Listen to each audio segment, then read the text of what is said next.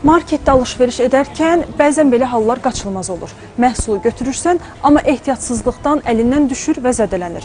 Bəs belə vəziyyətdə nə etməliyik? Məhsul qırıldıqda və ya zədələndikdə bunun məsuliyyətini kim daşıyır? Belə vəziyyətlər çox vaxt müştəri ilə mağaza rəhbərliyi arasında anlaşılmazlıq yaradır. Tərəflər bir-birini günahlandırır.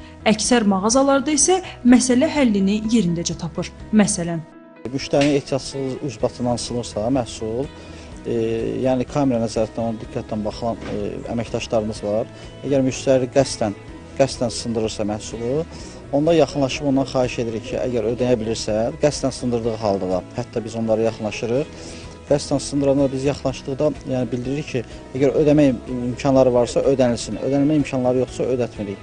Ancaq bizim səhv düzülüşümüz vasitəsilə yığılanda, yaxud da ki, hər hansı bir valideynin uşaq hansı bir məhsulu qırdıqda biz onlardan ödəniş qəti surətdə almırıq. Vitrindəki məhsullara təsadüfən, yəni istəmədən zərər verənlər də olur. Təsadüfi hallara alıcının hərəkətləri ilə əlaqəli olmayan digər səbəblərdən yaranan ziyanlar aid edilir. Məsələn, məhsulların düzgün yerləşdirilməməsi, satıcının məhsulların təhlükəsizliyi üçün lazımi şəraiti təmin etməməsi və s.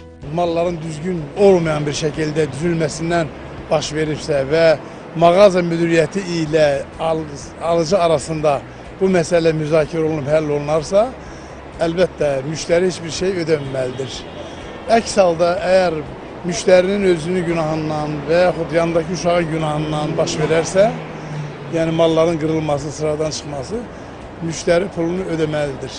Mübahisəli məsələ olarsa, əgər çoxlu miqdarda ziyan olarsa, onda əlbəttə məhkəmə qaydasına baxıla bilər. Lakin başlıca məsələ müştəri ilə mağaza sahibi arasında həll olunur. Mülki Məcəllənin 152.10-cu maddəsində qeyd olunur ki, əmlakın təsadüfən məhv olması və ya təsadüfən zədələnməsi riski mülkiyyətçinin, yəni satıcının üzərinə düşür. Belə olan halda müştəri təsadüfən sındırılmasına və ya zədələnməsinə görə məsuliyyət daşımır. Məhsulun ödənişi alıcıdan tələb oluna bilməz, lakin sözü gedən hal qəsdən baş veribsə, o zaman təbii ki, müştəri məsuliyyət daşıyır. Dəymiş ziyanı da məhz alıcı ödəyir. Əzizə Mahmudzadə, Zaur Haşimov, Telesəhər.